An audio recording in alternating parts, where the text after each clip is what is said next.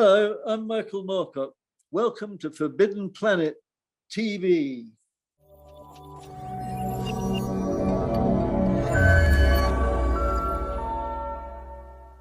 Welcome to Forbidden Planet TV. I'm Andrew Sumner. I'm back with our old friend, my old friend, the one and only, the great Michael Moorcock. How you doing, mate?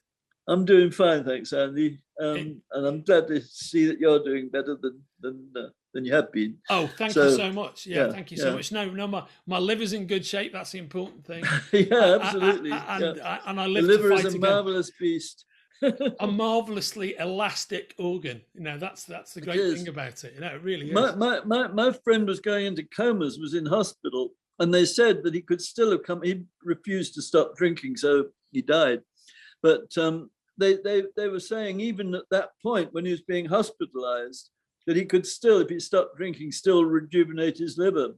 But he just preferred to, as other people I've known have done too, I mean, they just preferred to booze. That's because they really, they're alcoholics. Yeah. Well, when the doc said the same thing to me, I preferred to heal my liver. That was definitely the option that I went for. Yes, I'm currently not regretting that. So no, quite. And we're recording this quite late at night. And normally, you may recall in the past, I might have had a glass of red wine or a pint. But this is a cup of tea. So cheers, mate. Yeah. Okay, cheers. Well, this is a horrible rehydration health drink because I was getting spasms and I couldn't work out why. I thought it might be the opioids, but it turned out I wasn't drinking enough straight water. Everything I was drinking was caffeinated, basically. So I actually become quite addicted to this stuff. It's very weird. I've never liked any kind of health thing, the taste of it before in my life, but this one isn't bad at all. I think it might not be working properly. I have to say, it looks absolutely fucking dreadful. I saw you lifting it to your mouth. It bloody is. Look at it. Look, there it is. That just doesn't look right. Horrible stuff. No, it looks like you've been digging around in the pond, at the end of the garden. Exactly. In fact, when it settles, there's a powder that you put it when it settles. It looks exactly like the bottle. You expect to see a few little newts sort of swimming past. Tadpoles. I'm looking at that. Brilliant. So moving on from tadpoles, we are here, of course, to talk about. We are now a month out from the publication of your new Elric novel, The Citadel of Forgotten Myths. Massive amounts of excitement among the Moorcock faithful, among the Elric faithful, about its impending publication. How are you feeling about it now, mate? I'm feeling pretty good about it, actually. I'm normally nervous, when a book's coming out. I always expect to have blown it this time, and there's always somebody who doesn't like it anyway. I mean, that's bound to happen. But I do get to, I just have no idea how people are going to respond, because I forget it almost as soon as I've written it. So it's completely new to me and baffling. And then this time they sent me some arcs, some what are they called? Authors? No, they're not called that. They're the proofs, the bound galleys, basically, with the cover. And so I sent them to one or two, as it were, faithful readers, and one or two readers I thought couldn't probably afford a hardback, as it were. So and I got. I mean, it's a good way to get a positive response, of course, but nonetheless, people did enjoy it. I mean, they seem actually to have enjoyed it. So I'm sort of pleased about that. And there's quite a lot in it of substance, I think, aside from just background story. It's still a decent Elric book. But it's written more in the older mode of the first stories than in the mode of, say, Revenge of the Rose or the whatever they were, the Dream Thief's Daughter, and those later books.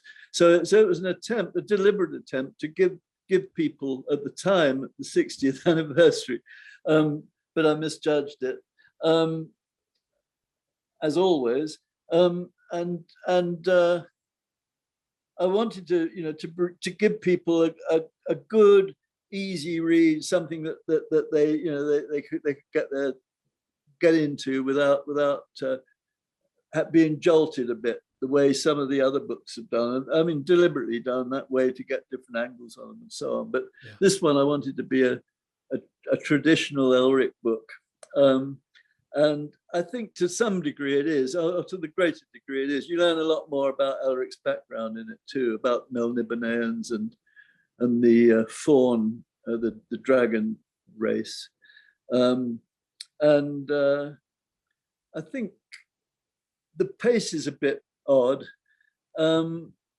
largely because it's based on, I included in it, it's not based on, two novellas, which I've been deliberately writing these with a view to doing the way I used to do the Elric books, with actual, chronological order going through them, but not necessarily the filler material, as it were, just the adventures. I didn't realize that you could make more money doing the filler material than you could do the adventures. These days is what it appears to be with me anyway. But anyway, so I wanted to have that sort of pace. And I think I got that pace for the first half maybe, but then it sort of shifts focus a bit. And I don't think for the worst now, not now that some people have read it, but that's what I was afraid of, that people would get, not enjoy it, because I did change the pace. The first half of the book is fairly straightforward, fast paced, but then there's a slower part. And then it picks up again, but it's almost like you're taking a breath and but I mean it's not waste material. It's I think it's decent material, but it's not treated in the same way. And if I'm right in thinking it, from a narrative perspective, it slips in between books 1 and 2. Is that right? No, that's what people have been saying, and I'm not sure. And I've sort of counted it as much as I could. And, no, and I'm asking you that because that's what I read. Just a minute, I've got it 1 and 2 of the new editions. Yes, that's right, exactly. Not 1 and 2 of the first. No. Yes, no, I just realised that. I'm sorry. The saga ones go volume 1 and 2. It does. It comes in between those. It's really. It's just squeezed in between when Elric settles down with Zarazinia, at whatever point that was, to when Stormbringer opens, when Zarazin is carted off as the bait or MacGuffin or whatever the poor woman was, turns in. Anyway, we won't go into that. It's not fair. I might not have read it. So. Yeah, I mean, and I think there's some good Stormbringer stuff and plenty of gods, and Guillaume Bargue, the one of the Queen of Chaos, is back by popular request, and a bit of a twist there too. I think there's plenty of twists, if they are twists. I don't know, but. Unless they're glaringly obvious. But anyway, I think people have enjoyed it. So it must mean they've had some a few twists and turns and stuff. Whatever's going on in it. I always like Elric. People assume that he's my Sherlock Holmes, and that I'm doomed forever to be in Elric's shadow, and that my other books are doomed never to have the success of Elric and all of that, the usual stuff. But I don't feel like that. I mean, I feel that Elric's given me a very good living, and I'm very grateful to him. And out of Elric, I've been able to write more complex books, if you like, or and have readers of Elric follow me through those books as well, and enjoy them as well, or not. It doesn't matter to me. So I'm very, very fond of Elric indeed. He's my favorite guy. I've always loved the positivity of your relationship with Elric, and on that note, I mean, everybody, myself, everybody I know who's an Elric fan, just can't wait to read the book. Once you get to the other side of this and Citadel of Forgotten Myths is out there, it's published. Do you have anywhere else that you want to go with Elric's story, or any other stories? No, I don't think so. I might write. I wrote a story a few years ago called A Portrait in Ivory, which was a very short, really a character piece of Elric. And I might do one or two more like that as they occur to me. And in fact, I've just realized I was doing one. I'd forgotten that. About a week ago, I started writing an Elric story. I'm not supposed to be writing an Elric story. It must have been just something that came over me. Anyway, so there you go. Yes, I suppose I'm not planning to write a novel though. Just possibly some shorts, or and bring him in, of course. That's what I want to hear, for sure, and I'm sure that's what everybody wants to hear. Well, and also I've got another what's the word? Oh God, Joseph Campbell, who I've never read. I must say, people all think I'm full of Joseph Campbell, an avatar of Elric, who's in some books again. I can't talk about yet, but they're collaborations. They're metatemporal detective stories. Sassit and Beg and all that stuff, and I don't know what you call it, pre-steampunk stuff. Or I've never read it, or read very, very little steampunk, so I'm not even quite sure how it goes these days. But I love the costumes. I mean, I think it's a great fashion, But anyway, so yeah. I mean, Elric will be turning up in various guises, quite as well as his Elric guys. Same with the Eternal Champion, I think. I mean, there's, as long as I keep going, I've got the ideas. I've got about 8 books that I'd like to be writing, but I can't do it in 3 days the way I used to.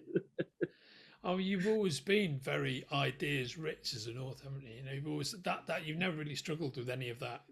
This idea of people sitting around for the spark of creation to hit them, that's not your thing, right, Mike? No, I mean, I've got a real romantic personality, and the romantic personality, as I read it anyway, is you're trying to contain the stuff rather than having to think up the stuff. And I recognize that in other writers, where it's not, and particularly it sometimes comes out almost indecipherable because the writer's trying to get so much out onto the page. So that's another thing you have to avoid. So I've always been very, very strong on structure, and even though the book might look all over the place, it's not. It's very sturdy in its basic structure, because I think if you've got that kind of imagination, it's no virtue in having it. It's in fact something of a burden sometimes to have it, but and I'm not complaining, mind you, either, because it's been a very steady source of income. And maybe it's just that mixture of practicality and romantic imagination that makes me not Byron, but in fact more Dickens in my sort of approach to the reader anyway. Yeah. Although actually Byron was no, I've got the wrong person there. Anyway, it doesn't matter. But I just can't stop thinking of ideas, and it's not just big ideas like science fiction or fantasy ideas. It's character ideas. It's people. it's something I've learned, over the years, and something I might want to study a bit more in a book, and so on and so forth. But I managed to do it usually in one book that many people complain about, but they don't know what the hell it's about. But yeah, I mean, I'm having that trouble at the moment. So I'm not trouble, but it's I'm still working on structuring the book that I'm actually writing as well. But it's getting to the point where I really need to study. It's just a felt thing. I did it from the very beginning. The Hawk Moon books were done like that. All of them just done very, very. I basically put myself in a narrow enclosure, or whatever you call it, and then I let myself go. But I was contained by the structure that I'd put up for myself, so it didn't spill over into 50,000 words of wondering how I don't know, ornithopters work in thin air. I'm not interested in that sort of thing anyway, in rationalization. So in fact, I seriously believe that a lot of science fiction is totally ruined by rationalization, and that Wells got increasingly rational as he went, and increasingly less visionary, which is a great shame.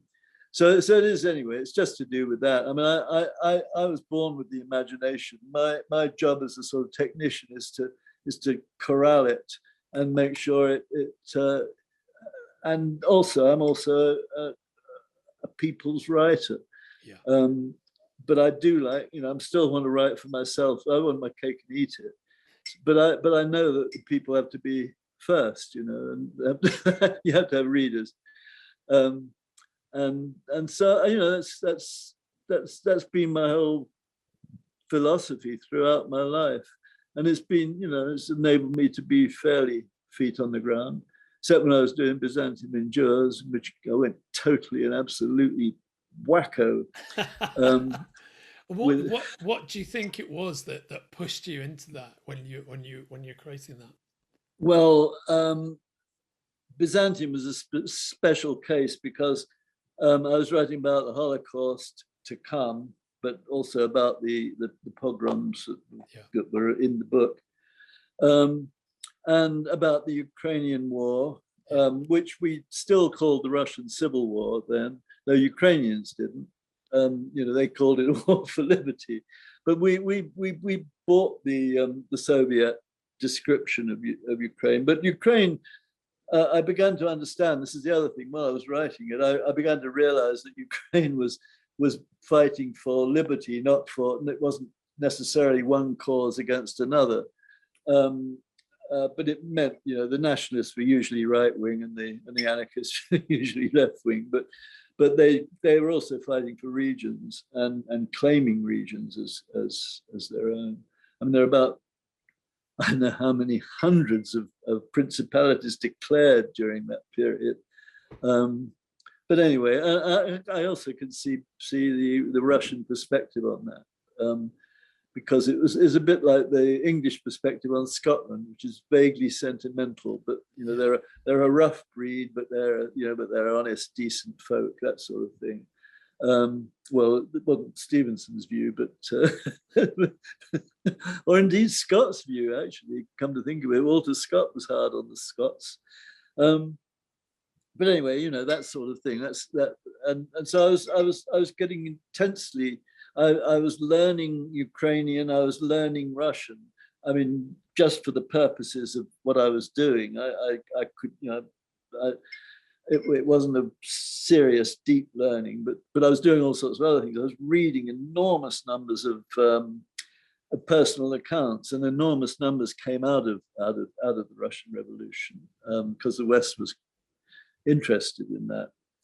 So there are lots and lots and lots of personal accounts, and after a while, you begin to get a sense of what was really happening, because you every individual's grinding an axe, some more cases than others.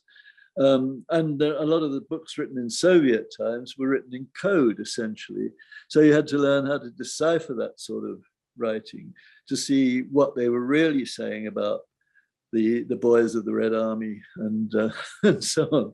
And I think the boys of the Red Army are pretty much showing their true colours at the present time. I think that's very well said. I think that's absolutely right. And I think when you're dealing with such issues, I think when you delve into them to the degree that you did, it's got to be very difficult to remain in any way dispassionate about it. Oh yeah, but I gave everybody around me a really hard time. You know, I was actually discussing troop movements between, you know, January the 1st and February the 22nd in the Zaporizhian region at you know, such and such a time. I mean, and nobody wants to hear that. I don't want to put it in a book either. I mean, you distill that and throw it away, you know. But that's how bad it was. I mean, you could be talking about anything, and I would bring it round to troop movements in the Ukraine between. And that went on for probably 6 months in all. It took me about that to write the book. That was the longest it's ever taken me to write the book. 6 weeks was Gloriana was the longest before that. During that time, I mean, it busted my marriage wide open. Perhaps for the best. Well, it was for the best as it turned out, but it did. I mean, and it made people sort of swiftly cross to the other side of the street if they saw me coming. And really, I finished the book. The book is finished in the winter of 1921, I think. And it's winter, you know, snow and everything. And I finished it actually in June or June of whatever it was, 1979, 78. No, 79, 79.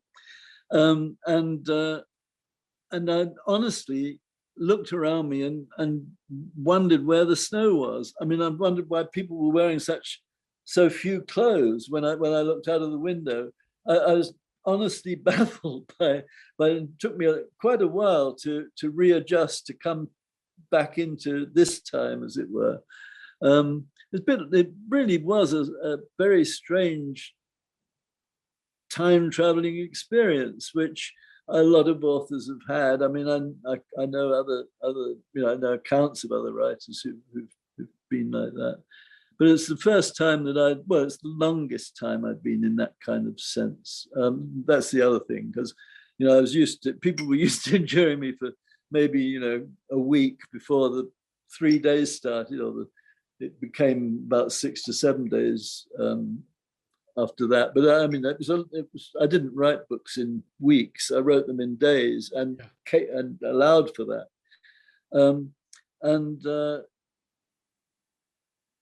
I've forgotten completely what I was talking about. I flashed back. Oh, time travel, really. Yeah, right on. Yeah. And so I'd been in that sort of intense state at other times, but very, very briefly. Maybe a couple of days, you know, for pretty much everything. So it was it was very, very much like a complete shift of reality from one to the other. Must have been hell for everybody, including the dog. When you got over that immersive, when you got to the other side of that immersive experience, how long did it take you to like pull back into your regular existence?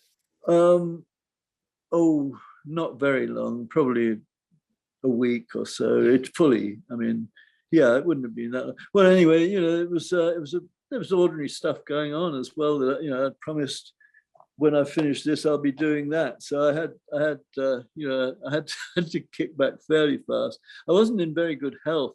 I mean, I was very overweight and very unhealthy looking for me. But you know, I pulled out of it pretty fast. And the other reason was because the book was rejected by Collins. And as it turned out, and which left me completely, I mean, totally down, because it probably is my best book. Most people think it is. And I was completely flummoxed. I hadn't expected that. I'm not used to it even, but it wasn't science fiction, or wasn't, enough fantastic for them, I suppose. So I recovered in about probably less than 24 hours, and thought up an idea for a fantasy novel, which was The Warhound of the World's Pain, and sold it to David. Oh God, he died fairly recently. Anyway, sold it to the editor in the States for a lot of money, and set to and wrote that. I'm trying to work out how I managed to squeeze that in because my marriage was also breaking up. So I wrote. I mean, I can't now imagine how I managed to go on working through some of the crises that were going on around me, or really that I was involved in. They weren't going on around me. I was being affected by them and reacting to them, but I was still able to get out the odd Warlord of the Air, I think I did, and the dances at the end of time. So it's very, very, very hard, and something I'm a bit suspicious of, of an ability to cut out from reality that well.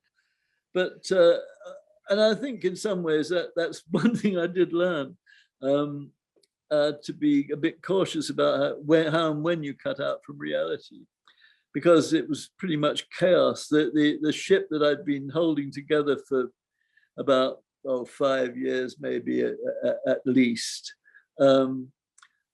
was just beginning to break apart all over the place. And I was involved in that, and wasn't just passively happening, as it were. So I don't know. I mean, I just don't know how I could have done it. I couldn't possibly. Well, I'd die now if I tried it. But I think that's a very interesting thing, isn't it? When you look back on, crises in your life, and you cross match it with what you were doing and what you were working on, it's amazing how you have these emotional memories of things that you're embroiled in, and things that are cataclysmic in terms of your personal life. But actually, you realize, man, I must have been doing X, Y, and Z at exactly the same time, and somehow soldiering on.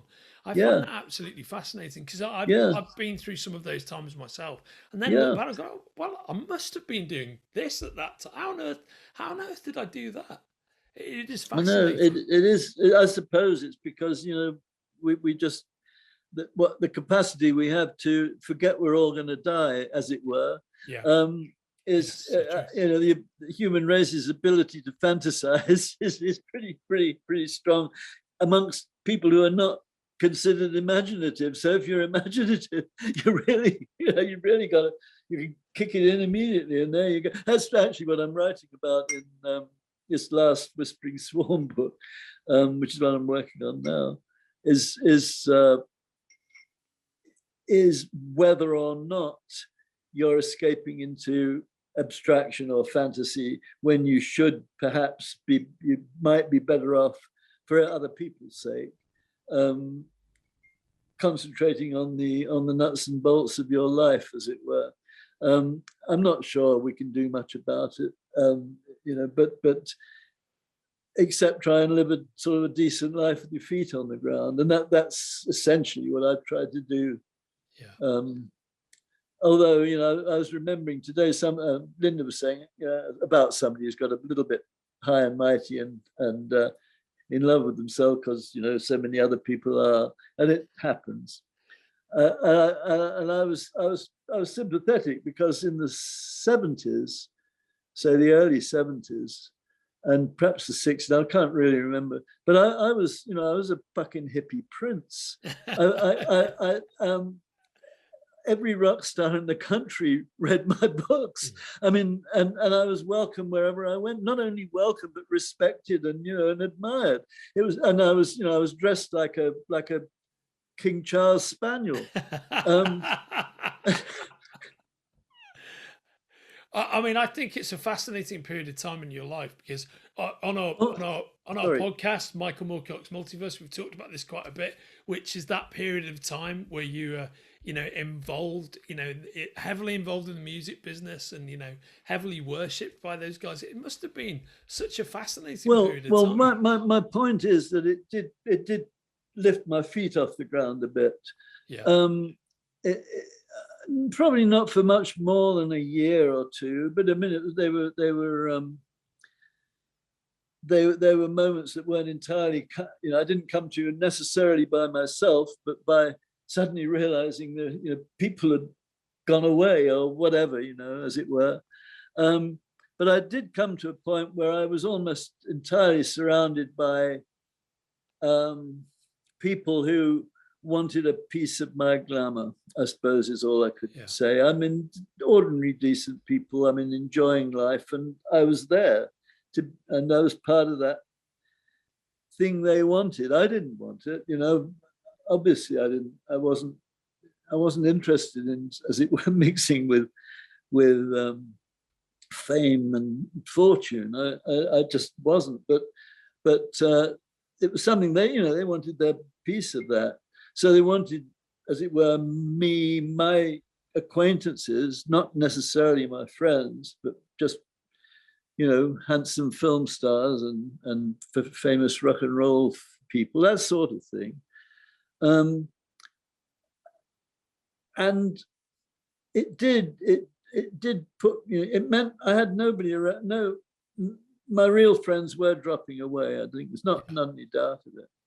And so it was quite good for me to have. I don't know what happened to me, but probably some loss of morale somewhere or other, probably in love, but something sort of fairly hard, brought me down to earth, and I realized you really don't have any friends when you're down and out. I was living on £1 a day at one point, just because of the way things had gone. And which even in the, say, 1980, when I think it's really, it was still pretty hard to live on £1 a day. So, and it, it was a crisis, two crises really, that did me a lot of good in the long run, but I was rather baffled by them when it first happened.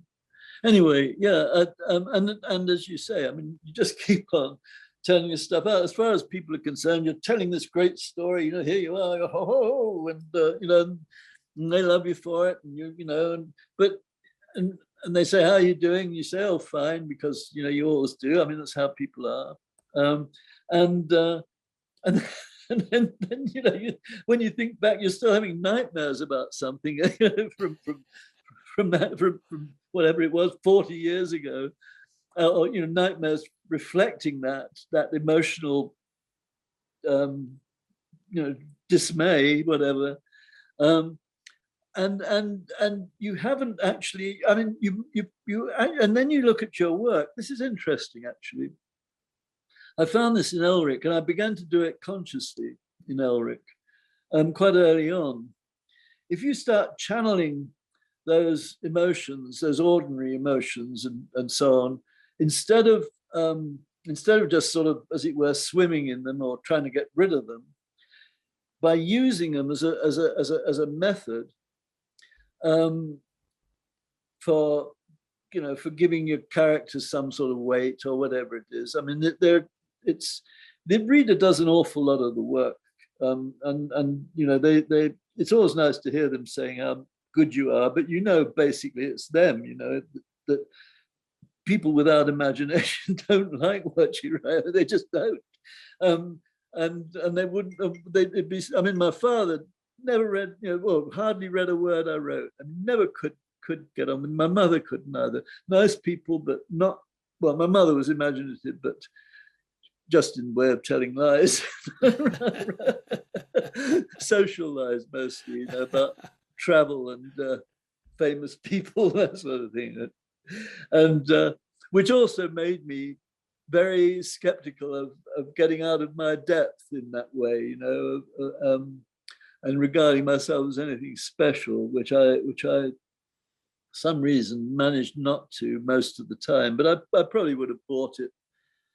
I would have denied it, but I would have bought it during my, I don't know what you ever call it, my rock and roll phase, or, you know, whatever it was.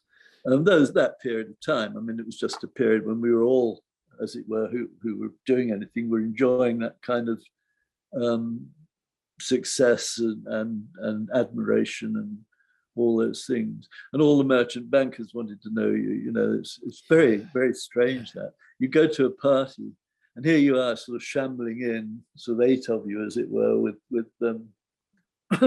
smelling strongly of patchouli oil. And there'd be all these guys in suits sort of coming up. She'd say, "Oh, come, can I get you a drink?" Because you meant money at that point. You know, you meant millions and millions and millions. I mean, you because you were associated with the millions and millions, even if you weren't necessarily making them, they still just put it together. So you'd get these very strange entrees. You know, at least, a lot of us did, where you're sitting baffled at what's going on, while a bunch of guys in suits are being absolutely incredibly nice to you, which didn't happen last week when you were banned from the pub. It's a bit like the Kinks and the financial backers, like back in the day, you know, in the 60s. They had exactly that experience. Tom Keyes, he wasn't a very good writer, but Tom Keyes wrote a book called All Night Stand, which was considered to be the first novel about rock and roll, and it's based on the Kinks, and it's actually, you know, worth reading from that point of view. Not much reading, you know, it's otherwise full of the usual cliches of rock and roll novels, and you know, the doom of drugs and so on and so forth, which they're just structured.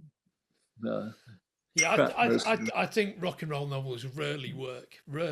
Well, the thing is, Lou Shiner wrote a rock and roll novel. I can't remember its title, and I read it. It's a good novel, but you can tell that every bit of it's been researched, and it's you know.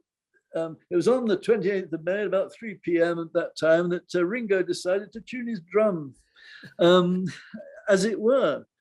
And it's just reeks of research. And you know that isn't what anybody who was there remembers. You just don't. I mean, you know, I remember rolling David Bowie in he was still Davy Jones in a carpet. With that guy as his mentor, the great mime. Anyway, and you know, and I can't, you know, ask me the day it was, or the night it was, or where I was. I couldn't tell you at all. I mean, you know, that's people come up sort of behind you making notes, you know, or something. I don't know.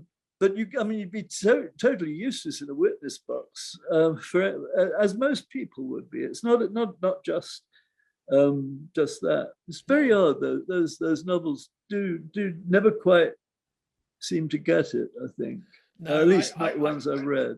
I think that's right. They introduce far too much specificity into memory. It's like you say. I mean, it just doesn't work like that. It absolutely doesn't. It doesn't work like it. You know, diary and memory are two very different things, right? Yeah. I'll tell you one of the best memoirs, and there aren't many of those either, rock and roll memoirs, and that's Lemmy's. Lemmy's is very good. I mean, it's very much on you know, close to reality, and Mac. The organist, the guy with the small faces, was a friend of mine. Mac, what's Mac's name? Oh man, he was with Billy Bragg after that. He died just a few years back. Oh Lord, Ian Mac. Anyway, we'll get there. He wrote a book called about the Faces, the career of the Faces. Ian McLagan, right? McLagan, that's it. Yeah, yeah, that's it. McLagan. And I can't spell it either. I can't. I think it's a I think it's M, small c, Lagan. Yeah, I think so. Anyway, there he is. It's funny what you remember. Nice bloke. He used to go down the Flamingo same time as we did, you know. Mike, and then, did you ever see Georgie Fame at the Flamingo? A lot of times. Yeah, I didn't like Georgie Fame being at the Flamingo because after he did his hit, whatever it was, I can't remember now. The first hit.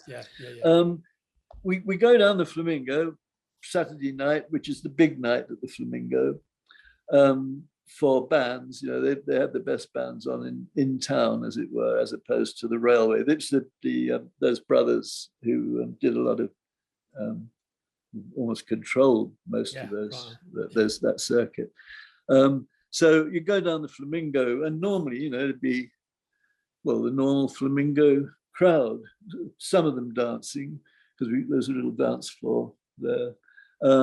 A lot of them at the bar, you know, and some people sitting. I think there was a few rows of seats in front of the stage, and you couldn't move for schoolgirls, and it was just packed with fucking schoolgirls, and all squealing and, you know, and carrying on, and so we took to staying away when Georgie Fame was playing, which is a great shame because he's very good. He wasn't as good as Zoot Money, but he was better controlled than Zoot, and slightly more sensible than Zoot, who was a very, very nice guy. I mean, I'm not putting him down at all. I mean, might still be around for all I know.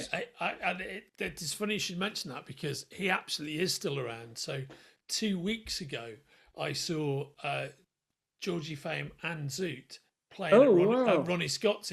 So Georgie does a residency at Ronnie Scott's once a year. And he had some health issues. He broke his pelvis, so he hasn't done it for about 2 or 3 years. And so it's funny, he comes on stage, he's like a little old fellow with his stick and he's helped on. But the minute he starts playing the keys and he starts singing, it's him. And Zoot Money, again, looks like the little old man version of himself, but he's still got those big pipes. They've both still got the voices. Yeah, it's amazing. Great, yeah. Because I bet he can't still move the Hammond, though, the way he used to be able to move it back and forth on stage.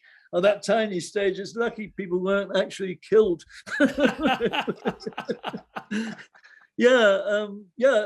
Absolutely.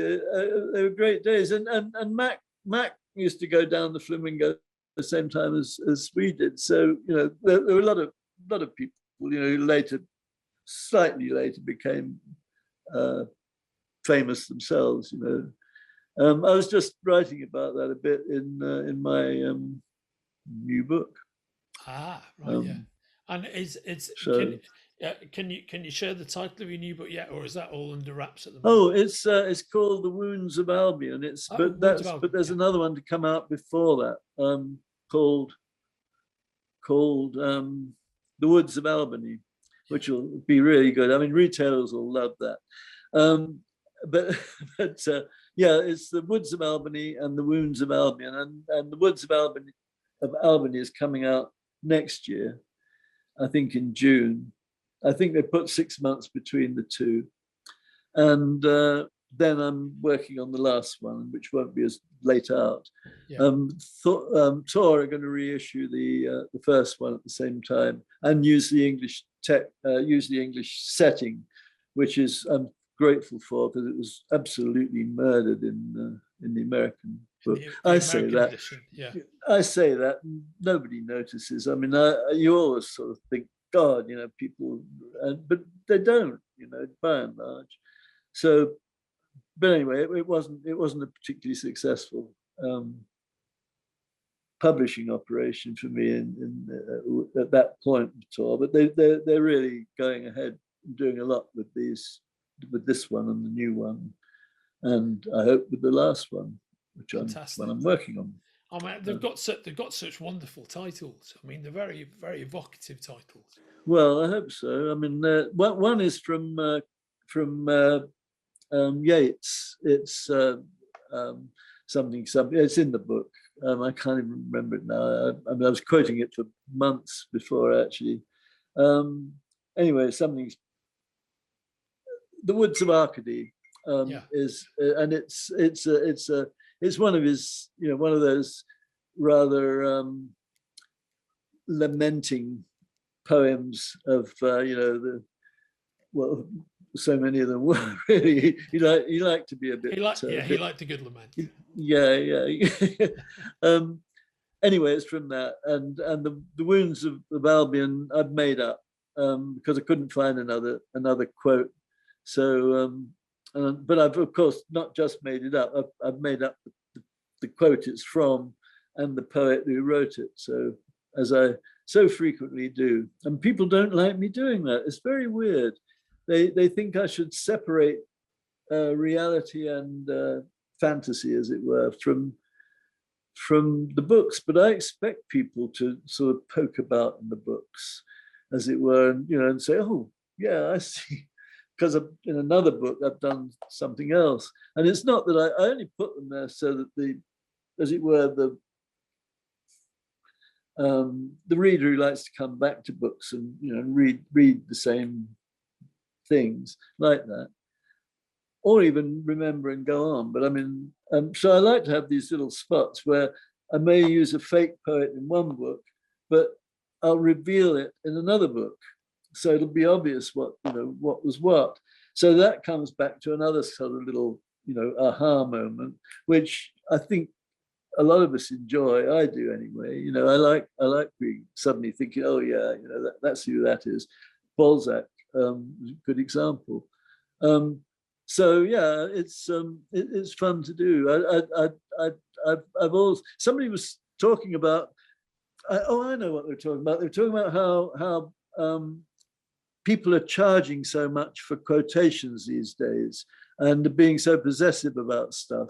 And I never bothered with that. I don't know anybody who did. There wasn't a sort of a special rights department for selling, 2 lines of a dead poet to somebody, but there is now, and particularly in the Eliot industry, of course. Thank God for PJ Proby. Yeah, right on.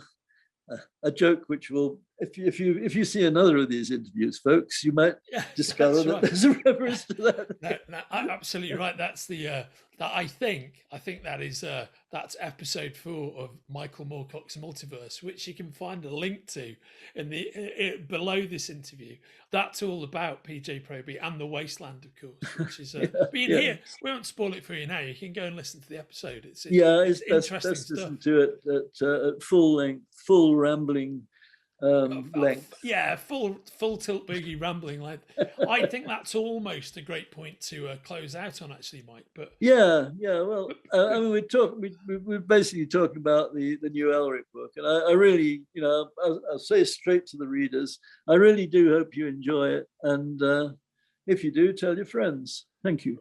And you and the readers and their friends can order the Citadel of Forgotten Myths from the links attached to our conversation. Oh, good. Thank you. And hopefully we're planning on getting you back on Forbidden Planet TV in the near future to, fingers crossed, have a chat with the comics great Roy Thomas about some of the Michael Moorcock Library graphic novels that we publish at Titan and are available from the links from Forbidden Planet. Yeah, I don't think I've ever met Roy, so it'll be nice to just to be face to face with him. So, mate, I'm going to make it my mission to fix that and make sure that you get in front. That would be amazing. Yeah. I've met him once, and he's a spectacularly nice man. Okay, well, tell me he's a liar and a thief, and I won't have anything to do with him. That's a deal, mate. Mike, it's always great to see you. Yeah, good to see you, Andy. You take care of yourself, brother. I'll see you and good luck next week too. Thank you very much. I'm keeping it right there. Me too. Us too. Thanks, brother. Good. You take care of yourself. Let us know. Yeah, cheers. I'll see you soon. Cheers, mate. Yeah, see you. Bye-bye. If you're enjoying watching Forbidden Planet TV and you're enjoying watching us talk to the world's most interesting and accomplished filmmakers, authors, artists, musicians, creators, subscribe right here. See you soon.